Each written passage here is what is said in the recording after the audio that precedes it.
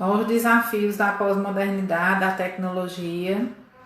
Vamos tentar mais uma vez colocar Radamés. Se a gente não conseguir, aí a gente vai lá para Francisco e faz a live com ele. Só com ele, né? Na verdade. Mesma coisa. Mesma coisa. Vai desse jeito então. Não te ouvir sem te ver. É, vai fazendo libras. Então, boa tarde. Nós estamos com um probleminha técnico aqui que a gente não consegue ver Radamés, a gente só consegue ouvir. E aí, o que é que a gente vai fazer? Vocês conseguem ver Radamés aí ou só sou eu que não estou vendo? Me digam aí se vocês conseguem ver ele. Por gentileza, quem já entrou. Vocês conseguem ver Radamés? Me respondam, por gentileza. Não, né, Ricardo? Então, infelizmente, foi a nossa ideia hoje, né? Fazer uma live, Radamés, Francisco e eu, conversando sobre o consumismo e a pós-modernidade. Só que, infelizmente, está com problema na conexão lá de Radamés, a gente não está conseguindo. Então, vou encerrar aqui com ele, vou colocar Francisco na transmissão. A gente está conseguindo visualizar ele. Deixa eu só ver aqui se ele já entrou. E aí a gente começa a nossa conversa de hoje. Que pena que a gente não conseguiu. Agora eu não consigo. Só aguardar aqui o Francisco entrar para a gente poder começar. Nós somos desafios da pós-modernidade da tecnologia. Essa semana eu assisti uma live de Karnal e Cortella e também aconteceu esse mesmo problema. Não sei o que foi que houve. Mas são os desafios, né? Todos nós temos. Pronto, deixa eu colocar aqui Francisco na live.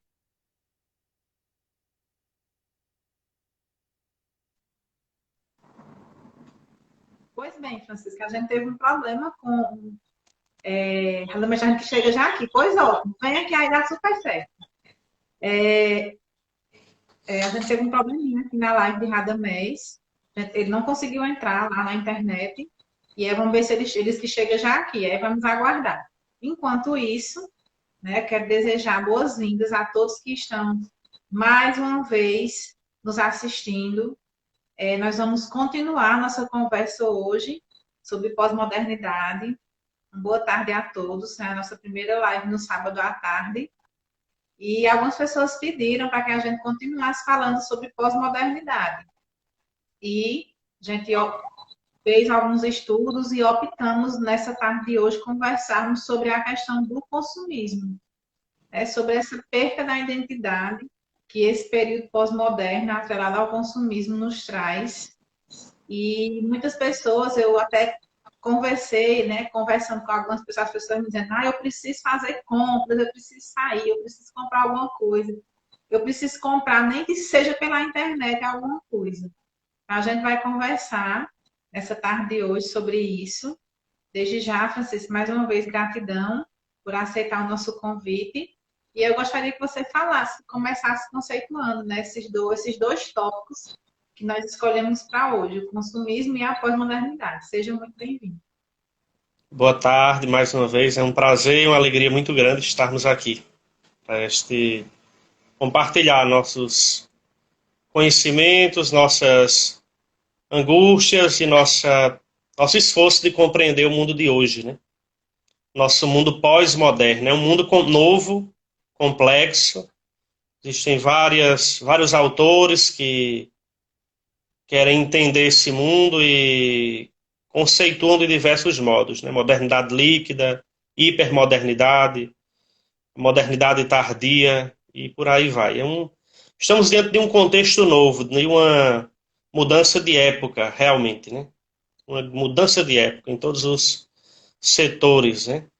E uma das características da pós-modernidade é justamente o consumismo. O consumismo ligado ao hedonismo, né? Ao prazer. Então, o consumismo ele sempre existiu na história, o consumo, né? Toda a sociedade da Idade Antiga e até muito antes disso, até os dias de hoje, sempre as sociedades produziram, né, objetos, bens de consumo, não é? Agora, como se apresenta isso na pós-modernidade é algo inédito, né? Se fala de um hiperconsumismo, quer dizer, já não se fala de sujeitos livres, de pessoas autônomas em suas escolhas, mas de uma sociedade movida pela ideologia do mercado, onde somos meros consumidores. Consumimos tudo, né? Tudo entra nesse prisma da venda e da troca, né? Todos consumimos. Agora, não só objetos, né? Não só aquilo que necessitamos, mas tudo vira mercadoria. Nós acenamos para isso na live passada, inclusive. Tudo vira uma grande mercadoria. Bom, para começar mesmo, né? Eu já comecei, né? Para começar, eu queria lembrar uma história de Sócrates, filósofo grego da Idade Antiga. Se conta que Sócrates costumava passear pelo grande mercado de Atenas, um dos mercados principais de Atenas.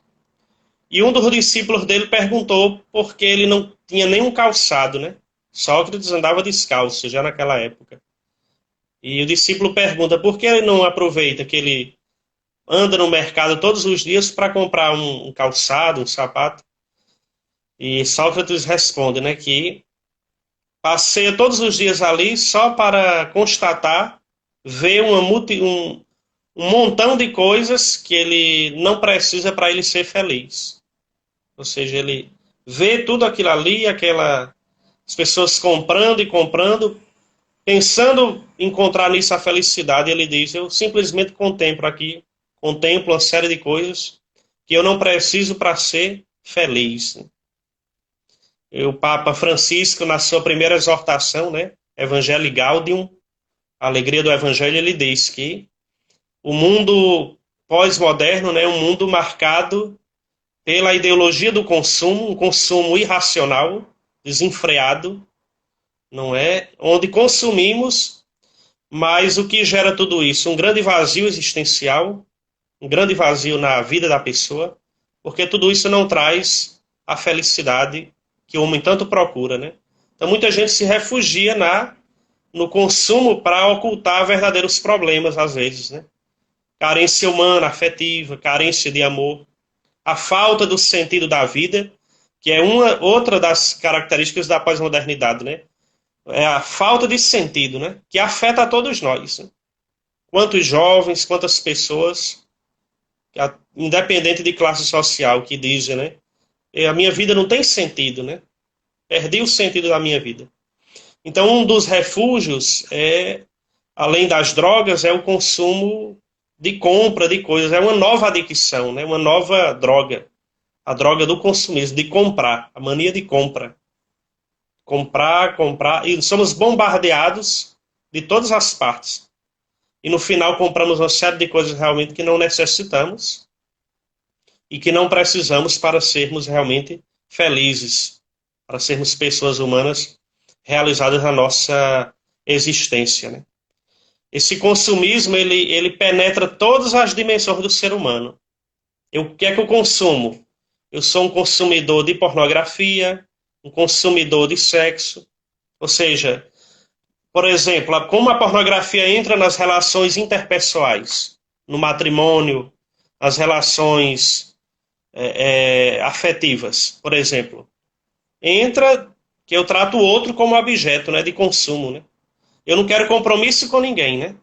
Eu vivo uma relação agora uma relação imediata, momentânea, consumo aquele momento, uso aquela pessoa como objeto e pronto, e parto para outra aventura, né? Não a dimensão afetiva, por exemplo, sexual, que seria um primeiro passo para a pessoa conhecer melhor o outro e estabelecer uma relação afetiva, se torna uma droga, né? Se torna um momento, se torna um uso do outro, né? Como objeto. Então, por isso que hoje está na moda isso, né? Por exemplo, a gente compra coisas que vão ser descartáveis no futuro. Aplicando isso às relações interpessoais. Eu vivo um momento aqui com uma pessoa, desfruto dela, mas vou em busca de outra aventura, de outra pessoa. eu não quero compromisso com ninguém. No fundo, é uma relação superficial, né? Sem falar das relações virtuais também. Ou seja, todos nós sabemos que toda relação humana, pessoal, ela tem momentos de conflito, de crise, de incompreensão, de tristeza, de angústia. Pode olhar a vida de qualquer casal, ou de qualquer relação social, de amizade, inclusive. Quando você convive realmente com uma pessoa, tem desentendimentos, tem angústia, tem a insegurança, aquela pessoa que você ama pode lhe trair. E a relação artificial, virtual, não traz nenhum desses problemas. Como o homem de hoje não quer compromisso, quer viver uma relação, né, líquida, como diz Bauman, então vive aí nessa falsa seguridade, né, porque tem medo de assumir compromissos definitivos. Né? Hoje ninguém quer essa coisa de eu te prometo amor para sempre, por exemplo. As pessoas querem viver o momento, aqui e agora, desfrutar, gozar ao máximo. Esse é o lema da sociedade hiperconsumista que vivemos hoje, né? Gozar ao máximo, né? Desfrutar, consumir ao máximo. Aquele que consome mais, né? É aquele que, digamos, se humanizaria mais, né? É a ilusão que se vende. Mas é tudo o contrário, né? É uma ilusão tudo isso, é uma fachada, porque as relações superficiais, esse consumismo desenfreado, isso aí é comprovado, gera realmente um vazio interior no ser humano. Porque o ser humano não é só um ser de consumo, né? Aquilo que nós mais precisamos para sermos felizes não se pode comprar. Quem pode comprar um amor de verdade? Eu posso até, com dinheiro, sair com uma mulher muito bonita e ter um momento de prazer com ela. Eu pago, mas eu jamais vou poder comprar o sentimento de uma pessoa. Né? Jamais vou poder comprar uma grande amizade. Isso não se compra. E é essencial para vivermos e sermos felizes, né? Na nossa vida, porque a falta de sentido, o vazio interior, atinge a todos nós. Né? Isso que eu estou falando aqui afeta a todos nós. Não, eu estou falando aqui, eu estou isento, não. Isso me atinge também, diretamente, a todos nós. Falta de sentido, essas relações líquidas, essa busca da felicidade onde ela não está. E, enfim, penetra todas as dimensões do ser humano, né? Esse consumismo, né? O consumismo de meios eletrônicos, né? Como a internet, como o celular, por exemplo, realmente gera uma adicção, né? A gente vai até tomar banho, leva o celular, vai dormir, leva o celular. Imaginemos que a gente não abre a geladeira 20 vezes ao dia. A gente for calcular quantas vezes a gente fica com o dedo ali, metendo no celular, e é algo que gera uma adicção, a gente gasta energia em vão, porque somado ao consumismo, uma grande quantidade de informações que recebemos, más informações, né? Os conteúdos culturalmente muito pobres, muito baixos, e por aí vai.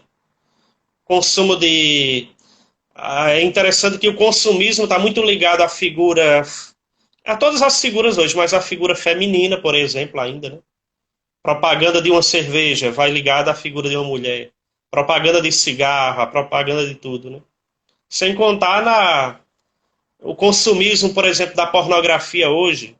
Eu não sou especialista nessa área, mas o que eu posso dizer, pelo que eu já li, é que o consumo, por exemplo, da pornografia, ela afeta as relações conjugais. Por exemplo, é comprovado cientificamente que um grande problema que os homens enfrentam hoje, e homens e mulheres, né, mas sobretudo os homens com o consumo da pornografia, é que quando se casam e que estão diante de uma pessoa real, muitas vezes não tem aquele desejo, aquela vontade natural de estar com sua mulher, de desfrutar aquele momento, porque está viciado com o mundo virtual, né, com a pornografia. Então, mas chegou, só um minutinho, vai abrir, pode continuar falando, viu? Então, eu me realizo pessoalmente, né, diante do celular, diante de um filme pornográfico, de um vídeo, mas diante da pessoa real, não tenho a mesma reação que seria natural. Então, claro, aí causa problemas, né, nas relações porque a mulher se sente rejeitada, né? Não é normal, né, que um homem não tenha ganas, não tenha vontade de estar com sua mulher real. Prefira uma relação virtual, né? Falsa, que vai gerar uma adicção e um desvirtuamento da dimensão sexual, que é para unir as pessoas, a sexualidade, o desejo.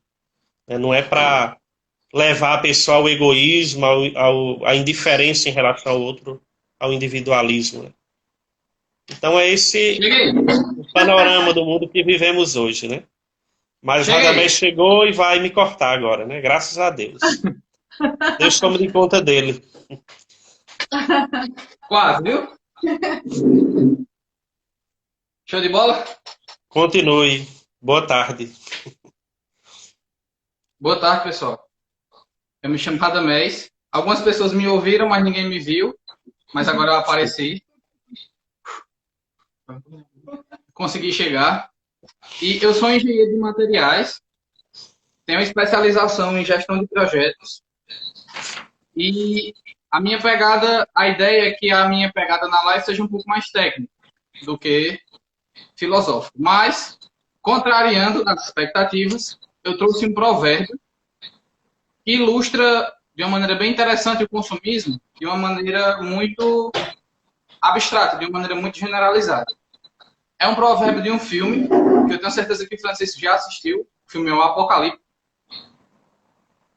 E é logo no início do filme. É um filme bem sangrento, é um filme bem violento, mas ele tem uma pegada filosófica no início que é muito interessante. É um provérbio maia que ele vai falar que um homem estava sentado na floresta, sozinho e triste. E os animais, ao verem ele na floresta sentado sozinho e triste, não gostaram daquele que tinham visto. E foram e disseram que poderiam oferecer ao homem o que ele quisesse, para fazê-lo feliz. E aí o homem pediu boa visão. E aí o falcão falou, eu vou lhe dar a minha visão. O homem pediu força, disse, eu quero ser forte. Além de ter boa visão, eu também quero ser forte. E o jaguar deu ao homem a sua força. Então o homem já era forte e já tinha boa visão. Não contente, ele quis também saber todos os segredos da terra. E a serpente o ensinou todos os segredos da terra. Então, aquele homem que estava sentado, sozinho e triste, já tinha boa visão, já tinha força e já sabia todos os segredos da terra.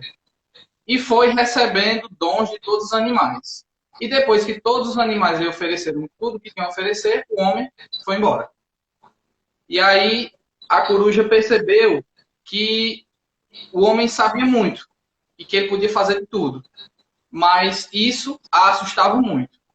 Os animais então perguntaram, mas por quê? Se o homem sabe muito, se o homem sabe de tudo, se o homem pode fazer tudo, ele vai conseguir viver bem. A coruja falou, não, porque dentro do homem tem um vazio maior do que a fome, que nunca vai ser preenchido. É toda a fonte de tristeza e a necessidade por querer mais, por querer sempre mais e mais. Até chegar um determinado momento que a natureza não vai mais existir e não vai mais ter nada a oferecer. Então, é essa a ideia do consumismo. É não estar contente com o atual. É sempre querer mais. E aí, seja no âmbito comercial, seja no âmbito das relações, seja no âmbito das posses, mas é sempre essa busca por esse querer mais. E esse contexto da pandemia me fez ter outra reflexão, que um dos tipos de profissional que menos foi afetado por toda essa situação foi o agricultor de subsistência. Aquele que planta e colhe, não para vender, aquele que planta e colhe para consumir. Ele tem uma vida simples. Ele acorda, toma café, vai para a roça, volta, almoça, dorme, passa o dia tranquilo, passa o dia simples. Pandemia, presença ou ausência de pandemia para ele não faz diferença. E para os altos executivos, por exemplo, foi totalmente diferente, porque eles tiveram uma vida praticamente interrompida. Então, isso traz uma reflexão muito interessante de que talvez a vida mais adequada seja aquela vida mais simples. Não aquela vida agitada que você está desmarcando uma reunião em cima da outra. Está correndo de um lugar para o outro. Mas aquela vida mais simples, aquela vida mais branda. Estou chamando de lindão. Olha aí, Vai. de tudo. Sim. Sim, vamos lá, já tem que ser bem dinâmico, né? Que hoje vai ser perfeito. E aí o que é que acontece? Por que eu fiz esse convite, né? Que a Radamés com a visão de engenharia e Francisco com a visão filosófica e a visão teológica. Para que nós pudéssemos enxergar que, exatamente isso que a Radamés acabou de falar, a felicidade, aquilo que de verdade nós precisamos estar nas coisas simples. Mas não é isso que o mercado consumista nos mostra. Né? O que é que ele nos mostra? Que hoje eu tenho um celular, mas que daqui a 15 dias esse modelo já está obsoleto e que eu preciso comprar outro.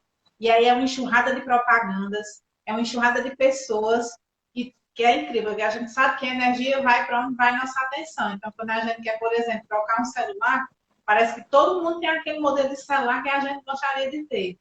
Né? E tudo isso acontece por quê? Porque a mídia está muito presente. Ela nos mostra que aquele celular é o melhor, que se você não tiver aquele celular, você não vai pertencer àquele grupo. E aí a gente acaba caindo, né, nessa questão do consumismo. E a depender, levando aí um pouquinho para o Enneagrama, né, que eu estou vendo que tem muitas pessoas aqui online que já fizeram a formação, e a depender do Enneatipo, né, que essa pessoa for, ela pode ainda ter com o pecado de raiz a gula, e aí sim é que essa pessoa vai consumir bastante, vai comprar muita coisa, vai consumir muito, porque ela quer saciar esse vazio.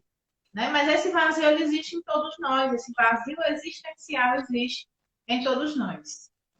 E aí, Francisco, o que é que você tem a nos dizer sobre esse vazio existencial?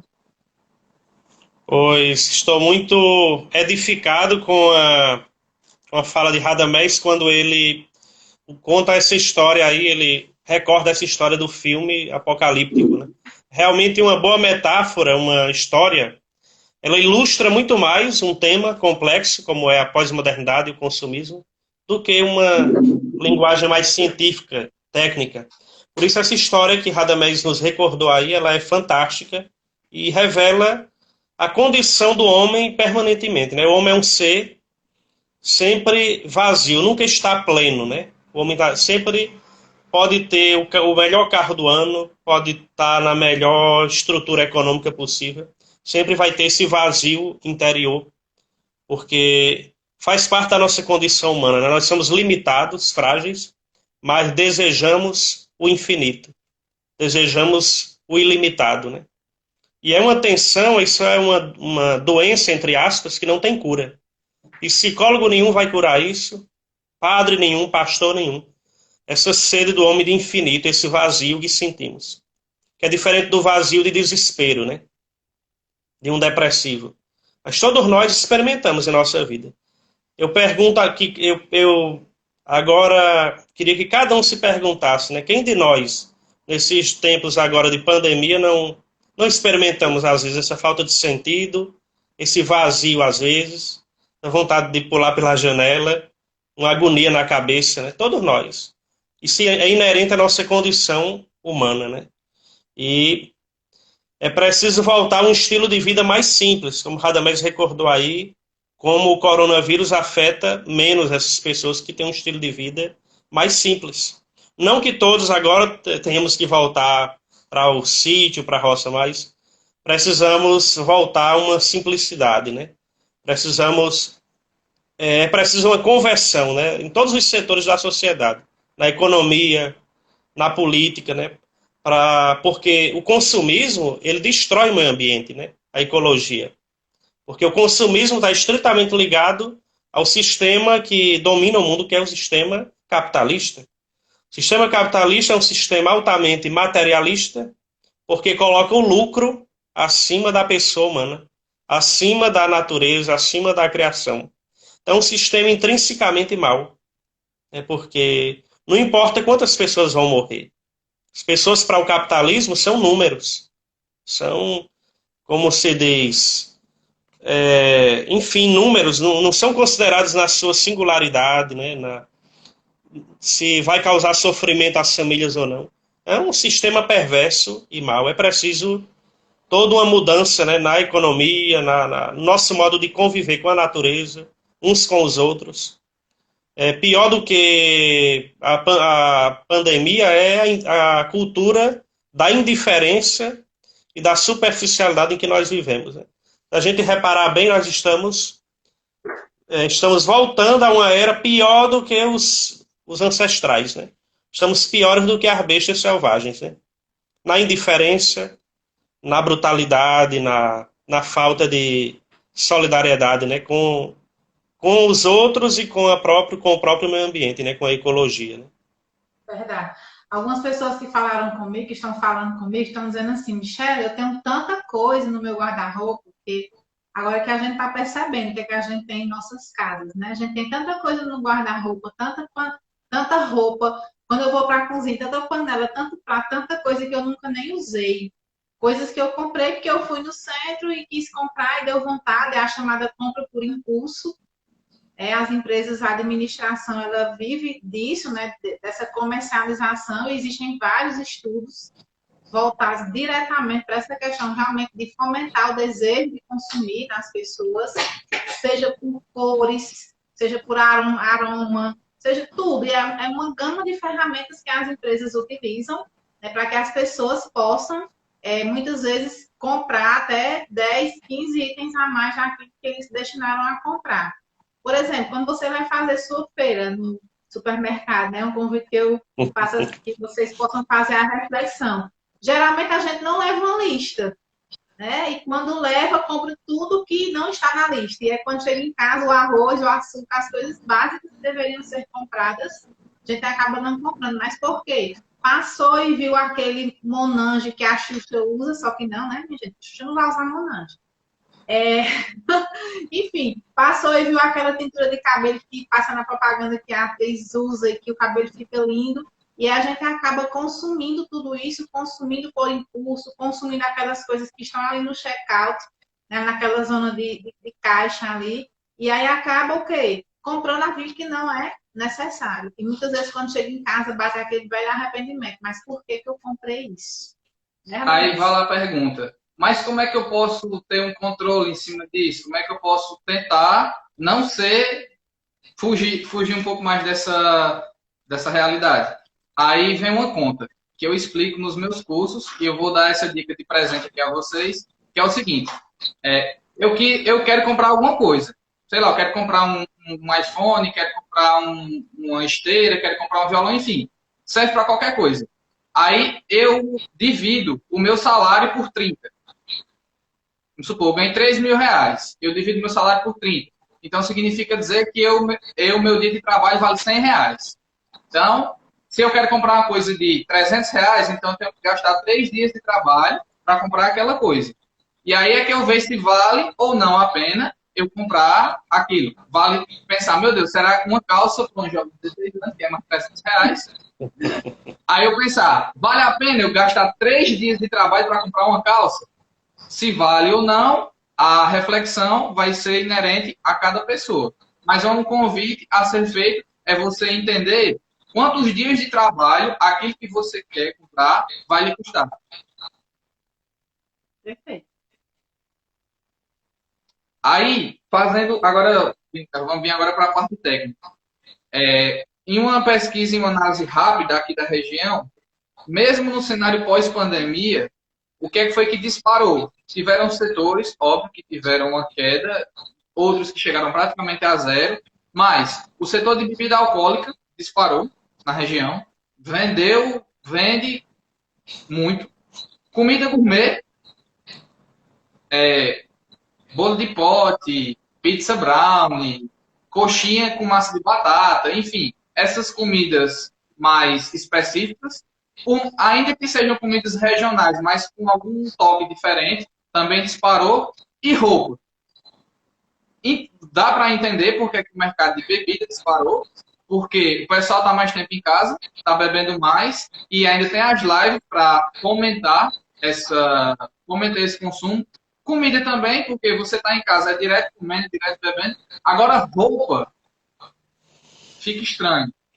Mas eu perguntei a algumas pessoas que compraram roupas durante essa pandemia que não tem necessidade. Por exemplo, não tem necessidade de você comprar uma roupa de festa durante a pandemia. Teoricamente, não tem essa necessidade, porque não vai ser utilizado. Mas cada pessoa conhece a sua necessidade. Esse é o meu parecer. Mas aí eu perguntei, não, é porque eu precisava comprar alguma coisa. Se eu não comprasse nada, aí eu enlouqueci. Aí essa parte da reflexão de não comprar e enlouquecer, eu vou deixar para o Enneagrama falar melhor. Eu compro ou enlouqueço. E é aquilo que eu falava anteriormente, eu preciso preencher esse vazio. E eu preencho esse vazio com o quê? Comprando. Comprando qualquer coisa, nem que seja uma comida. Quantas e quantas vezes está ali a comida pronta e a gente diz o que eu queria comer uma coisa diferente. Né? Eu queria, estou com fome, mas estou com fome de pizza, por exemplo. Eu não estou dizendo que a gente vai nunca mais poder comer uma pizza, não é isso. Mas é fazer a seguinte reflexão. Eu quero comer essa pizza, porque realmente eu gosto de pizza, porque faz um bom tempo que eu comi, porque eu quero reunir as pessoas, ou eu quero, enfim, qual é o motivo dessa pizza, ou é só para preencher um vazio, ou é só para consumir. Então, essa reflexão precisa ser feita todos os dias. As empresas querem que nós sejamos consumidores, e nós somos sabedores disso. E lógico, tem bens essenciais, a gente precisa consumir. Mas até que ponto esse consumismo é um consumismo saudável? Eu estou pensando ecologicamente, né? As poucas saídas que eu tenho dado ao centro, quando eu chego, eu me deparo na calçada, eu tenho máscaras jogadas na rua. Então, assim, vários e vários latinhos de bebida, né? E, assim, parece ainda que tem uma parte da população que ainda não acordou, né, para tudo isso que está acontecendo. E até conversava ontem com o Francisco sobre isso. Alguns especialistas dizendo, né, que quando retomar, com a retomada da economia, quando isso acontecer, eles estão esperançosos que as pessoas queiram consumir. Porque como muitos estão muito tempo sem comprar nada, né, tem pessoas que querem comprar nem seja uma máscara, mas querem sair, querem comprar algo. É verdade. Pois, essa realidade do consumismo, né, nós podemos estudá-la por vários ângulos, né? Aqui estamos vendo sobre algumas perspectivas, né? Mas, por exemplo, tem um ditado que diz assim, né? Por exemplo, pequenas igrejas, grandes negócios, né? Para falar do consumismo, de uma vertente do consumismo, que é o consumismo religioso. A gente assinou sobre isso na live passada também. Né? Ou seja, hoje qualquer um pode abrir uma igreja, né? E vender um produto, prometer milagres, cura, libertação. E o discurso é pare de sofrer, na maioria das vezes. Né? Pare de sofrer, temos a solução para todos os seus problemas. E é uma grande mentira porque se essas igrejas, esses supermercados, né, a maioria são supermercados, né, são garagens, se eles curassem realmente, né, estaríamos livres do coronavírus em todo mundo. Né? Ou seja, a vida não é uma magia, né? A vida não é... A vida real tem tudo isso. Tem doença, tem crises econômicas, tem pandemia, tem tudo isso. Mas hoje há um consumismo religioso, né? A pessoa consome, né, procura a religião, aquela que mais lhe agrada, como você vai no supermercado e compra os produtos que lhe agradam, né?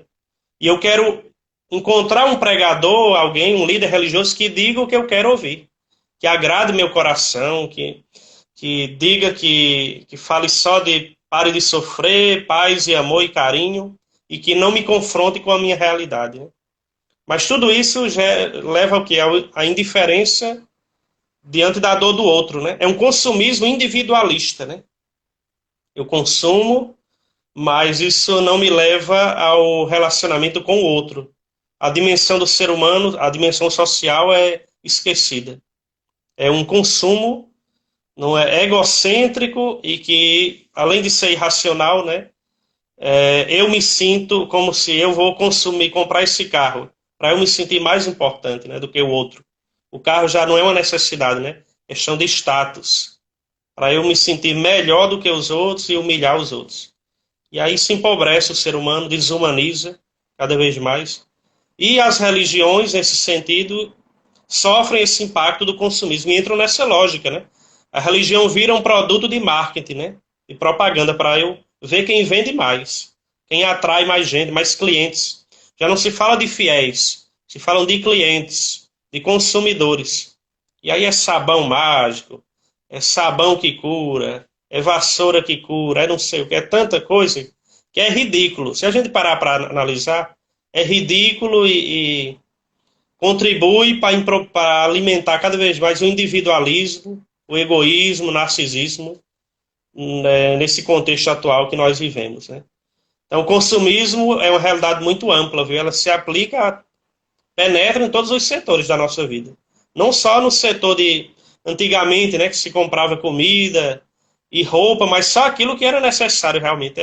Hoje é uma droga, é uma verdadeira droga, né? O consumismo e se pode comprar tudo, né? Pelo menos se vende a ideia de que se pode comprar tudo. O amor, a amizade. Se pode comprar até as bênçãos de Deus, a gente pode comprar, sabiam disso? A gente pode negociar com Deus, né? Deus virou um boneco e eu posso negociar com ele, né? Ele tem a obrigação de me salvar, Deus, viu? Eu sou tão bom e eu vou cobrar meus direitos a ele quando eu morrer, né? Eu vou dizer, tá aqui minha carteira assinada, ó. Eu ia sempre no culto, né? Eu era um crente fiel e o Senhor tem a obrigação de me salvar. Deus virou um produto de supermercado também. A religião, quando entra nessa onda do consumismo, se torna o quê? Um instrumento de alienação. Você vê muita gente alienada, né? O jovem se converte, aí para de ter uma vida normal como os outros, né? Começa com aquela história, não sou do mundo, né? E fica muito raro, né? Fica meio estranho, não vai festa mais, não pode. Meu violão não pode tocar a música do mundo, né? Eu não posso ler autores que não são religiosos, eu não posso ouvir música que não seja religiosa, e aí, enfim. Então, a gente tem que estudar os autores, né? Que analisam melhor do que nós essa realidade. Os grandes estudiosos, né? Bauman. Tem um aqui, eu estava lendo hoje pela manhã, Lipovetsky e outros autores que tentam nos ajudar a entender esse mundo pós-moderno, né? Em todas as suas dimensões e complexidade. Perfeito. Precisamos estudar para a gente não entrar nessa onda, porque é a nossa autodestruição. Se a gente entrar por esse caminho aí, já sabemos qual é o resultado, né? Já estamos vendo, né? Uma outra figura filosófica bem peculiar, ao meu ver, é a figura do Diógenes, que o personagem Chaves foi inspirado nele. Que o Diógenes era um filósofo cínico, mas não cínico no sentido de ser mau caráter, mas cínico no sentido de pregar o desapego. E ele vivia, a história conta, que ele vivia dentro de um barril e que a única coisa que ele tinha era uma tigela, que ele utilizava aquela tigela para comer e para beber água. E uma determinada vez ele chegou no poço onde ele ia tomar água e viu uma criança tomando água com as mãos. Então ele falou que ainda não era completamente desapegado, porque tinha uma criança que era mais desapegada do que ele, que não precisava de uma tigela para beber água, que podia utilizar as próprias mãos. E você vê que tem um grande jogo de interesse por trás disso, porque até o século XV ou XVI, o cínico, a figura do cínico, era justamente essa que tem um apego, um desapego aos bens. E isso era visto de uma maneira positiva. Mas com o advento do capitalismo, das revoluções industriais e do consumo exacerbado, o que foi que aconteceu? A figura do cínico, hoje você se refere a uma pessoa cínica quando ela é mau caráter. A palavra que, com o tempo, mudou de significado. E não é questão de ser com S ou ser com C, não. A questão é justamente a de acepção da palavra, que com o tempo ela mudou. Ela ainda significa o desapego ao bem material, só que de maneira secundária. Esse desapego ao bem material, que antes era visto como uma situação negativa, positiva, agora é visto como uma situação positiva. Por quê? Porque tem um jogo de interesse por trás de tudo isso. E nesse jogo de interesse, nós temos as datas comemorativas criadas, muitas delas, a grande maioria criadas pelo comércio, né? E uma delas é amanhã, que é o Dia das Mães. Aí tem uma especulação muito grande, né? Se iriam mudar o Dia das Mães e colocar em novembro, em outubro, se iam adiar. E aí os economistas chegaram à conclusão que 76% das pessoas iriam sim comprar presentes para suas mães, independente de estarem, né, nesse período de isolamento ou não, eles iriam dar um jeito, né, desses presentes chegarem. Então, são muitas datas, vem dia dos namorados, né, depois disso, né, dia dos pais, enfim, várias datas que são criadas. Todo dia é um dia de alguma coisa, se vocês vão observar. Todo dia é dia de alguma coisa. E tudo isso é criado também para fomentar, né, esse consumismo. E aí, falando em Dia das Mães, né, eu quero já fazer a minha fala final. Hoje foi bem assim agitado, porque a tecnologia não nos ajudou, mas a gente conseguiu, né, com que Radamés chegasse aqui a tempo. Ele veio de máscara, minha gente. Eu também estou isolada, ele também está isolado. Mas para não aparecer para vocês de máscara, ele tirou a máscara. É amanhã é Dia das Mães. E aí, o que é que acontece? É o primeiro Dia das Mães que eu vou passar longe da minha, né? Nós, né? Nós. E algumas pessoas, mas você deveria ir, não sei o quê. Primeiro que a gente não pode ir porque ela mora no Juazeiro, tá morando no Juazeiro, e tá toda essa questão, essa dificuldade das barreiras, né? Que a gente e toda a questão do transtorno. Mas, na verdade, não é nem somente por isso. Uma das coisas que eu venho discutindo bastante com as pessoas, que eu estava conversando isso ontem com a Silvana, é a questão de como é que a gente vai fazer para demonstrar o amor nesse período de pandemia. E eu acredito que a maior prova de amor nesse período de pandemia é buscar isolar-se para se proteger, mas também para proteger o outro, né? Para pensar no outro. Então, Francisco também está aí na Europa, acho que já é o segundo ou terceiro Dia das Mães que ele passa longe da mãe dele. E seria diferente, né, esse ano, mas acabou que com a pandemia mais um ano também longe da mãe. E sei que muitos de vocês que estão nos assistindo também vão passar o Dia das Mães longe das mães de vocês. A gente espera que esse seja o último, verdadeiramente. E nos próximos Dias das Mães, nas próximas datas comemorativas, de forma consciente, nós possamos estar perto uns dos outros.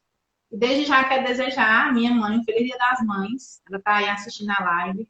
A todas as mamães, né, presentes, um abraço fraterno, um abraço carinhoso, que a gente possa, né, se falar, ligar para as mães, nem que seja através de uma chamada, se não for de vídeo, mas de uma chamada, e desejar esse Feliz Dia das Mães, mas de forma consciente. E que esse Feliz Dia das Mães seja não somente amanhã, mas seja o ano todo. Né? E quero agradecer muito a Francisco pela disponibilidade, agradecer a Radamés por ter chego aí em tempo hábil, conseguido, com a sua contribuição, falar, ter uma visão, né, diferente sobre essa questão do consumismo na pós-modernidade. E gratidão a todos. Eu passo a palavra para a Radamés, para também fazer a despedida dele e Francisco encerrar. Também gostaria de desejar um feliz Dia das Mães à minha mãe. Também vai ser o primeiro ano, esse ano, vai ser o primeiro ano que a gente vai passar distante. E a todas as mães que estão assistindo aqui, eu também queria desejar um feliz Dia das Mães em nome da minha avó, que eu sei que ela está me escutando agora, que Mazé está aí bem ativa nos comentários, com certeza está mostrando a ela. E todas as mães se sintam abraçadas à distância, para evitar o contágio, mas que tenham um dia feliz e que consigam, da maneira possível, compartilhar dessa data com todos aqueles os que estão próximos fisicamente e os que estão próximos também eletronicamente. Falando nela, essa semana minha avó me fez uma das perguntas mais difíceis que eu já escutei nos últimos dias. Algumas pessoas têm conversado muito e aí quando nós fomos entregar as doações, eu passei lá e aí da calçada eu falei com ela e ia pedir a bênção, que na minha bênção ela fez a seguinte pergunta. E aí, minha filha, você tem esperança que essa desgraça vai se acabar? E aí eu disse, tem, vai acabar assim. Então, assim, que essa esperança em nós, né, nunca morra, que nós possamos ter essa fé e esperançar, né, e acreditar que esse não vai passar, morrendo. E se Deus quiser, novas datas, e mesmo sem 100 datas, mais novos dias virão. Então, um abraço, obrigada, Radamés, obrigada, Francisco, que agora é a sua vez, Francisco, de agradecer. Amanhã eu vou fazer uma chamada, né? Eu vou fazer uma chamada em vídeo, né, para falar com a minha mãe. Mas só dizer, né, que os contatos virtuais, né, não podem anular o contato pessoal, que é o mais importante. Né? e dizer assim, fazer minhas palavras do Papa Francisco, né, nesse Dia das Mães, que será amanhã. Que é, como você e Radamés já falaram, a todas as mães, né? Quer dizer, o Papa Francisco, de um modo genial, disse no discurso, né, não existe mãe solteira, né? Existe mãe. Mãe é mãe e acabou a história. Então, a todas as mães, né, a gente pede muita bênção, muita graça, e que a gente possa crescer no reconhecimento de que a nossa vida é um dom. O homem não é dono da sua vida. Por exemplo, se eu não existisse, não faria falta no mundo. O mundo não ia alterar nada, mas alguém maior do que eu, que é Deus, quis que eu existisse, que eu estivesse aqui agora. Então, a vida é um dom. Ninguém é dono da sua vida, para fazer o que quiser. Ah, a vida é minha, eu faço dela o que eu quero. A vida é um dom. Então, vamos agradecer a Deus pelo dom da vida de nossas mães, de todas as mães, e que possamos crescer, né, em humanidade, em fraternidade, em amor e bondade. E assim me Tchau, despeço. Um todos. abraço, tchau. Obrigada. Tchau. Tchau.